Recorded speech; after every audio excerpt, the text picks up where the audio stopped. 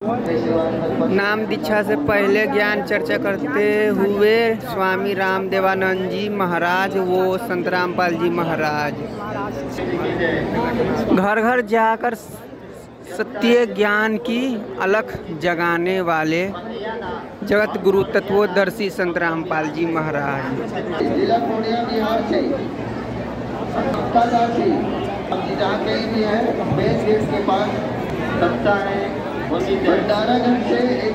स्वामी रामदेवानंद जी महाराज संत रामपाल जी महाराज को नाम दीक्षा की आज्ञा देते हुए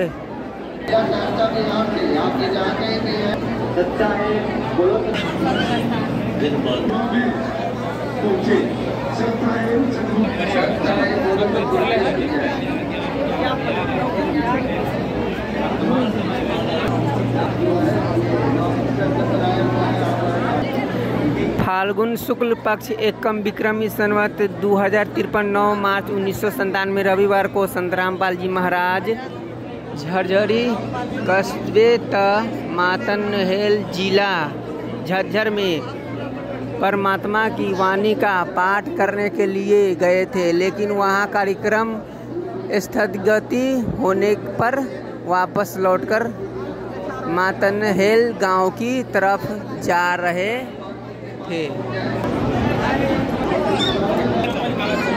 संत रामपाल जी महाराज झारली जिला झज्जर हरियाणा कस्बे से लौटते समय मातनहेल गांव के मार्ग में नहर के पुल पर बैठकर परमात्मा को याद करते हुए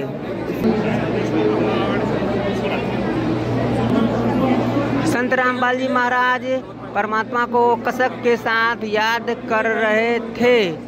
उसी क्षण सतलोक से बिजली की गति से आकर कबीर परमेश्वर जी सशरीर साधारण पुरुष का रूप धारण करके प्रकट हुए।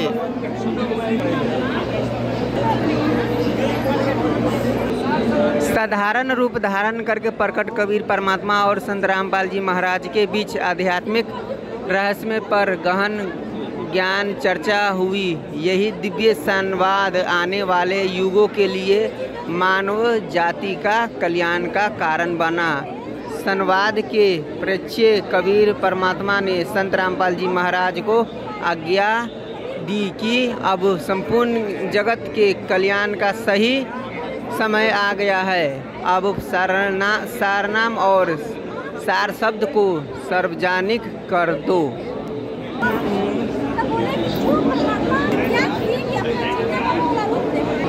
साधारण रूप धारण करके प्रकट स्वयं कबीर परमात्मा जी ने बताया कि मैं ही इस समस्त ब्रह्मांडों और संपूर्ण सृष्टि का रचनहार परमेश्वर कबीर हूँ। और साधारण रूपधारी प्रकट स्वयं कबीर परमात्मा जी को संत रामपाल जी महाराज कहते हैं। वो कबीर परमात्मा तो जिंदा महात्मा के रूप में प्रकट मिलते हैं।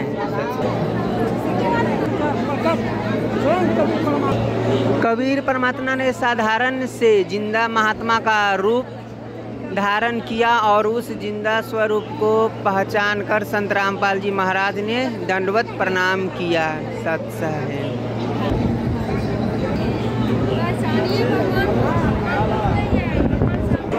साक्षात जिंदा महात्मा के रूप में कबीर परमात्मा और संत रामपाल जी महाराज संपूर्ण ज्ञान जाति मानव जाति के कल्याण हेतु दिव्य संवाद करते हुए